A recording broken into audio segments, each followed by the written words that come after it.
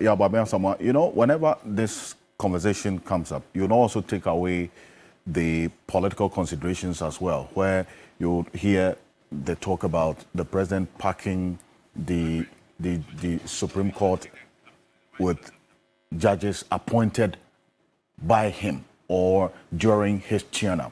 So when there's this broad consultation, will that cure that concern of a particular president packing the Supreme Court with justice appointed by him so as to be able to get favorable judgments? Perceived as a case. And at this point, let me, with all due respect, also acknowledge the presence of Professor Ransford Jampo. He's a professor of political science at the University of Ghana and a globally respected governance expert. Professor Ransford Jampo, good morning. Welcome. Morning. Thanks for having me. It's good to have you. Please. Mr. Kanzi, a couple of preliminary remarks. Let me say a very good morning to my fellow panelists, distinguished Professor Jampo. I feel chuffed sitting close to such knowledge.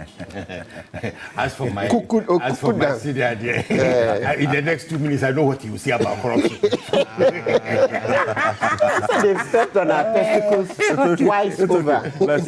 But thank you. A couple of preliminary remarks. First of all, I don't agree categorically, and the GTP says so. That's the Great Transformational Plan, that the Supreme Court must be capped. You don't agree? The numbers must be capped. Why? Why do you do So I'm going to explain. The cap should be 15. Okay. 15 because simple arithmetic. A full bench is conventionally 9 justices. And then the Constitution says a duly constituted court is not less than 5, subject to Article 33. This is 1282. 133. 1282 of the Constitution tells you how to constitute the court, subject to a variation under 133. And it says 5. So if you have a full bench of 9 and a court of 5, and you add them, that is what? 15, including the Chief Justice. Yes. So the Great Transformational Plan, as the Butterfly Movement is insisting on, says that we must cap them. Now, why are we saying we should cap? And this is where I agree with the GBA. So on one hand, I disagree with them. On the other, I agree with them. Okay. I agree with their provision that more junior lawyers, more researchers, and a better work environment should be created. That is where the problem is. And that is what the GTP says. The GTP has, in the governance, says just 2 things on the judiciary. 1, enhance the administration of justice with the necessary infrastructure and logistical support and improvements in the work environment. The second thing is to cap the number. Now, we are saying this because the argument the Chief Justice is making is based on the workload being on individual justices, human beings. So it is built on a superstructure. If the Supreme Court is the roof, they are taking everything straight to the roof without a foundation and superstructure to hold them up. We must invest in the superstructure, the root and the superstructure, so that by the time the cases get to the Supreme Court, they are quickly disposed of. The American Supreme Court is made of 9 justices. Who litigates more than America? Who in this world litigates more than America? And yet, their system of clerkship and research is so strong that you have junior lawyers writing draft opinions for the justices to look at. If you come to Ghana, the Supreme Court's jurisdiction is all, legal arguments. 95% of the cases the Supreme Court deals with do not involve taking original evidence. They don't. They are all based on matters on record that are being litigated as to the merits as to law, which means that anybody worth his salt with legal research skills can draft an opinion based on reading the record and comparing it to the law. So if you have adequate support for the court, if every justice has an infrastructure, including enough junior lawyers, and we have lawyers qualifying from law school or seeking internship from law school, who don't even have chambers to go to, because the system is not resilient and patched in enough. We don't even have enough lawyers in this country, and we are complaining about qualifying lawyers. So I'm saying that what you do is strengthen the administrative support, the legal technical support behind each justice. Yeah. And once you do that, 95% of the cases coming before that justice is based on rendering a legal opinion, legal arguments. So whoever is supporting can read through those legal arguments and make an analysis compared to precedent and be able to deliver a draft framework for a justice to apply the final. In that case, matters will move very, very swiftly. The court will sit and things will flow very fast. But if you want a judge to sit down and read the record and make a determination, do a framework, then 50 judges will not be enough. We will keep increasing the judges. Because the cases are coming and flowing in and flowing in. And we are neglecting building them up and we are expecting them as individuals to do. It doesn't work that way. So we must, the bottom line is that we must invest in the administration of justice, not just at the Supreme Court level, also at the basic level, because we are training these justices. Some of the decisions that come out of the lower courts are dangerous. They are dangerous. Have you seen a judge doing a winding up and saying, go and share the things equally? Go and share the things with. Maybe Martin will explain it. If you have a procedure for winding up a company, there are standard steps you take. Right. You know, and you move your liabilities to a point where there's certain things left over. And then there's administration of it and all that. And you go to court and the judge tells you you are going to wind up, you have a dispute with your partner, the judge tells you go and share the things equally.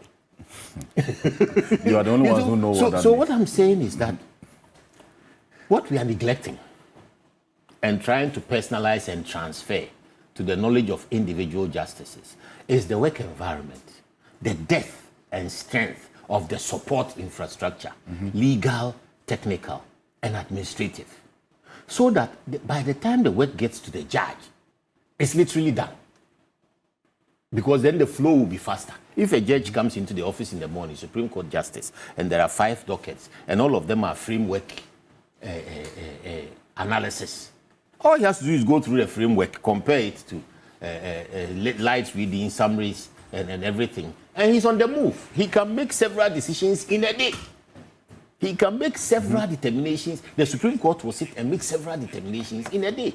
So, Mr. Okansi, the bottom line is that we do not need any more Supreme Court justices. The investment in a single justice could bring us several more lawyers, several more researchers to help the current justices and make them even more efficient.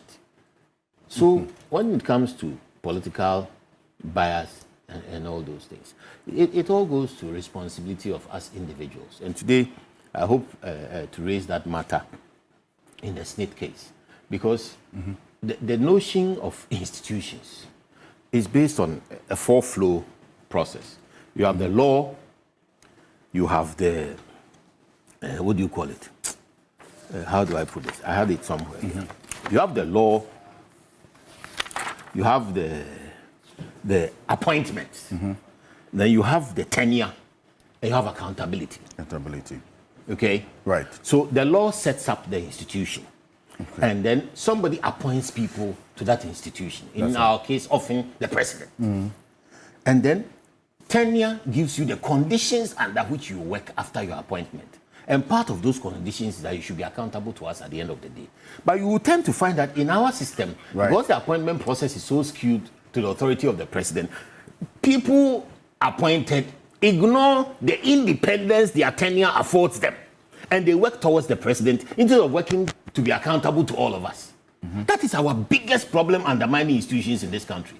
So as Martin was saying, if you sack the current Snit board, the new lot will be appointed by the president according to the law. Will they be any better? So that will they have more spine? Nothing really changes. Nothing really changes unless we put go new to the wine root into of old the wineskin. institutional difficulties. That's why I'm saying that as far as the judiciary is concerned, I agree with the GBA to the extent that they, in their rendering, they said that we must look at the work environment, deepen the support to the current justices, deepen the support not only to the Supreme Court, but to the other levels, so that we have reasoned judgments that come out, that are fair, that are swift, and that will create confidence and certainty in the sanctity of the courts. And the judicial system.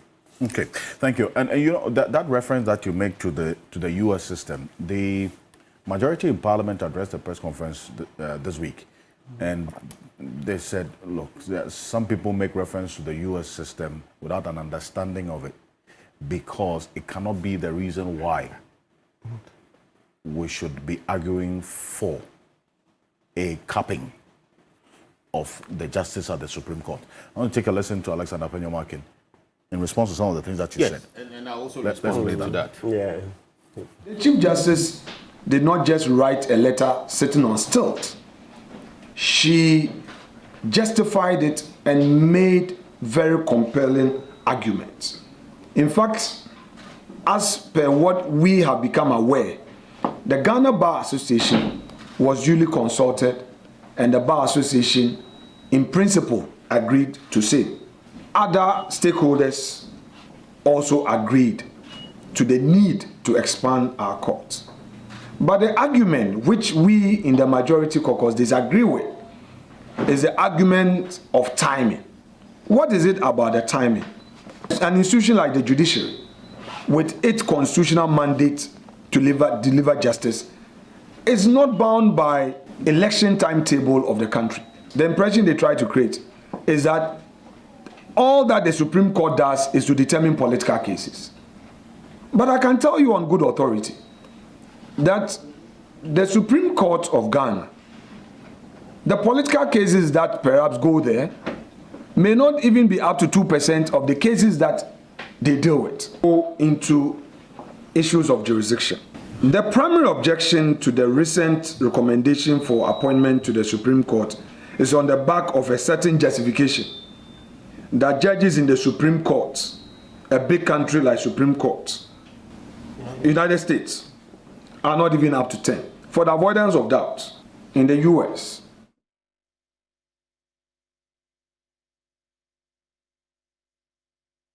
United States Supreme Court, the federal Supreme Court of the US, doesn't have original powers, mandate, jurisdiction.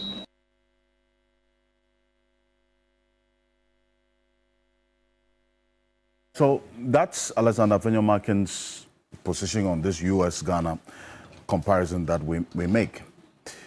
And then the issue about timing, which we'll touch on briefly. So, so it says we cannot necessarily draw that parallel lines and try to justify that argument that there should necessarily be a capping because of what's happening in the United States.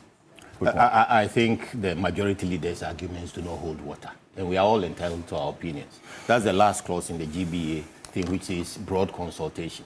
We are all speaking our minds. I don't think his arguments hold water. He hasn't proven anything that goes to show, based on the Chief Justice's statistics, that they are overwhelmed and that the fulcrum of the problem should be an increase in individual justices. He hasn't made the argument about the administrative structure. If you go to the US, yes, it's a federal Supreme Court. There are state Supreme Courts. There are district courts and otherwise. And yet, cases travel up to that federal Supreme Court. If he is to persuade us, he must show us the statistics that show that that court is sitting idle because it doesn't have original jurisdiction. In any event, how much original jurisdiction does the Ghanaian Supreme Court have? Only perhaps in treason and its own contempt and fundamental human rights. He's talking about the judicial review, constitutional interpretation. Yeah, those original. But how often? Both of you do even that one, even with constitutional review, it's a matter of legal arguments. It's not evidence. If you go to the Supreme Court for the original jurisdiction of an enforcement or an interpretation of the Constitution, you go per legal arguments. You don't go per evidence. So what I'm saying still holds water. That if you are diligent enough and your process is timely and tight enough, lawyers will be diligent to provide the legal arguments that judges can work with a very solid, supportive ecosystem. Because their delivery will depend on the quality of the ecosystem that you have, not the numbers. And it doesn't depend on original jurisdiction. So, and in any event, yes, appeals come to the Supreme Court as of right. Again, if you go to appeals, they are based on record. Appeals are based on record. appeals from the High Court to the Appeal Court to the Supreme Court. It's a record. As soon as he leaves the originating court, that is the High Court or the Circuit Court, the lower court to the High Court, that's where you take the evidence. Then, as soon as it comes to the Court of Appeal, it becomes a matter of legal record. Right. Unless you develop fresh evidence to justify what you are doing. And even then, fresh evidence, how much of it will it be? You understand? Okay. So, what I'm trying to let the majority leader understand is that the parallels and dismissing what the United States has in a 9-member court will not wash. Okay. Because that 9-member court is busier than our Supreme Court, in spite of the fact that they don't have original jurisdiction. Their work is good because they have superior clerking with good quality lawyers behind them. And good they research. They have an environment of research, everything, and they only deal with the quasi-finished product. And that is what we must aim for. All right, thank you very much. And Professor Ranso Jampo, so in the end, you are looking at the numbers as I put there, and obviously a speedy conclusion of cases that are taken to the Supreme Court. I'm sorry, but let me deal with the timing. No, the perception of parking. That's the original question you asked me. No, it wasn't an original question. You are responding. No. You have 1 minute on that. Yeah, 1 minute. To move on. If you continue to make appointments to the court, even out there and everywhere, the perception about political influence, you can't get rid of. Take it away from. And the fact of the matter is that even if we know where the judges stand politically, it helps with public perception. We should know where the judges stand politically. It's all a social process. Which political party that they support? It's a social process. I see. But if you go to the American Supreme Court, even before you are nominated, your track record as a Republican or a Democrat, we know at have we point whether the court is a conservative court or a liberal court. Have we matured to that point? And this is why I bring you, Professor Jampo, to that point where we can safely have Supreme Court justices, the political affiliations put out. Not yet. As in the case of not yet, because even without that, we are abusing the system. Because until you resolve their strength and confidence in their tenure and appointment processes, and they believe in their hearts that they are independent, they cannot expose where they stand. Because somebody can be principled. You can know where the person stands politically, and yet when it comes to a matter of principle, the person will stand on their feet and say that this is principled, and I will insist on this. Right. That is what tenure is supposed to do. Tenure is supposed to protect public officers so that they are disciplined and they stand for principle in spite of the appointing authority. Because once somebody appoints you, their power over you diminishes. Thank you.